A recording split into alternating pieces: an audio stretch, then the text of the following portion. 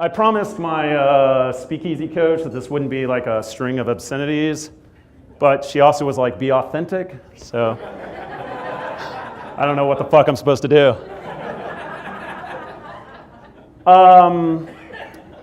So today's story, I hope resonates with at least some of you.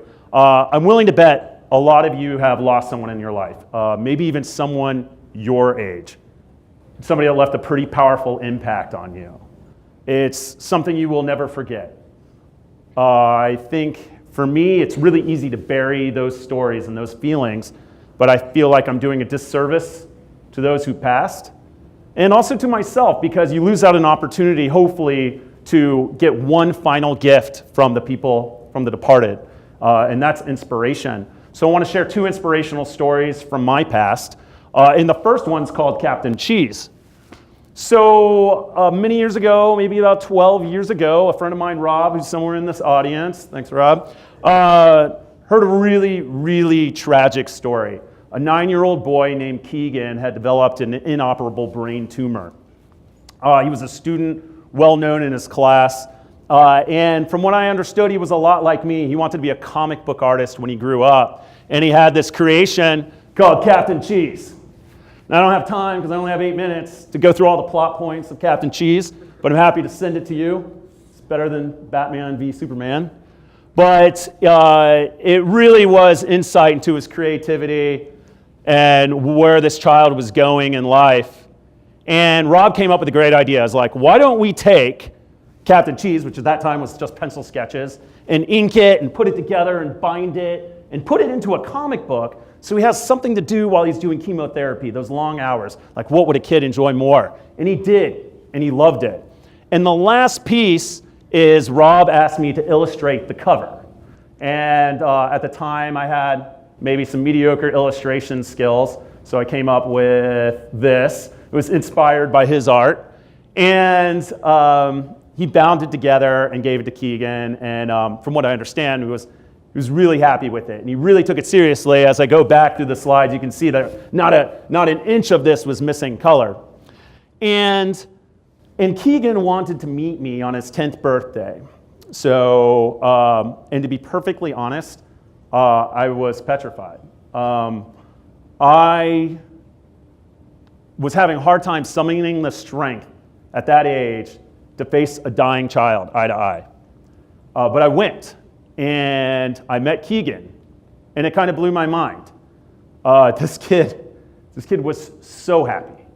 He was so excited. First off, making me feel good for being there, honoring my presence there, being cool with all of his friends and playing and eating cake and making fart jokes. And I was sitting there and I was ashamed. I was like, how could I not have the courage to come here and see and meet this child when he was facing death and he full well knew what was happening? So one thing Rob also said just recently, I was telling him I wanted to talk about this, and he's like, are you worried you're going to like cry in front of your audience? I was like, no. Great, now I am. Oh, thanks, Rob. So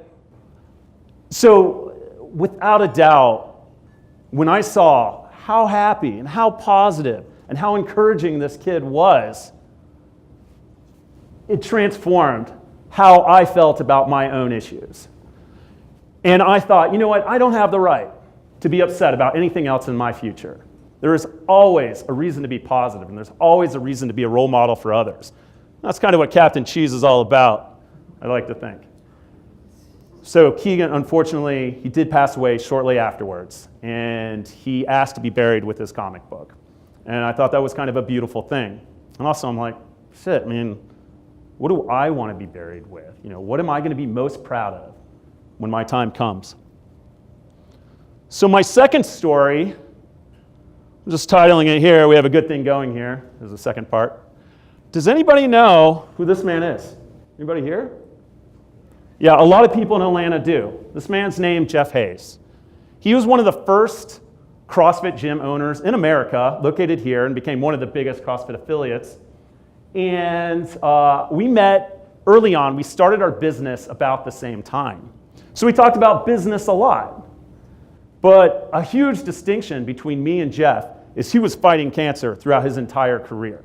And in fact, he told me once, he's like, I think I have cancer because of the job I had before. It wasn't because of it wasn't because of anything physical. He thought the stress of dealing with corporate bullshit was enough to give him cancer. And he's like, you know what? I don't have that long. Life is very short. I do not want to spend a second not in a career where that I'm not passionate about, and then I'm not influencing and being a positive effect on the people that I care about. So we started this gym, and if you know anything about CrossFit, it's kind of a cult. And he was our cult leader. I'm in the middle. And also the dude liked to party. Once a year, he had something called a Century Club. Has anybody ever done a Century Club? Right on. Of course, Cass. and this little twist here, because it's CrossFit. So every minute on the minute, you take one shot of beer and you do a pull-up for 100 minutes. So things get messy. You start out with your little shot glass, you do your pull-up, maybe some people get dressed up. Things get a little blurry, things get fuzzy, it gets louder, the feats of strength start coming out, people start climbing ropes, turning upside down, things get dangerous.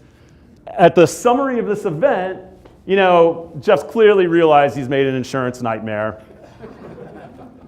I snapped this photo, and the photos before that, they ended up on Facebook. And this was the photo he put on his Facebook profile. And it stayed on his Facebook profile. And when Jeff finally passed away, this was the last image for Jeff. And it became kind of an iconic image for him. That was the image that was at his funeral, that was on the website, that was on CrossFit.com, that was on t-shirts. And in every gym that he owned, they put a huge banner that said, get back in before you're ready. That was his saying for his personality, for both the gym and also how many rounds he had to fight cancer. This went on for 6 or 7 years. And every time he got back as fast as he could. But that's not actually what he was actually saying when I took the picture. Because he had created this insurance nightmare, he made us all take a pledge. We have a really good thing going here. I'm not going to be the guy to fuck this up for everybody else. And the message was very, very clear. Right. So when I think about Jeff and Keegan and why I brought that story for everybody to reflect on, was what that message means. And it's much more powerful than don't drink and drive. I think everybody here needs to take time to honor what they've done, what they've accomplished, how much opportunity they have, how long they'll live. Imagine a life as short as Keegan, who didn't get to experience all the things that we've had to experience. Jeff, who's not going to get to see his little girl grow up, except from heaven. So we have a good thing going here. And now remember the positive effect you have on people, and for most of you who are entrepreneurs, and the people you influence, and the things you do, and making sure that you're passionate about your job.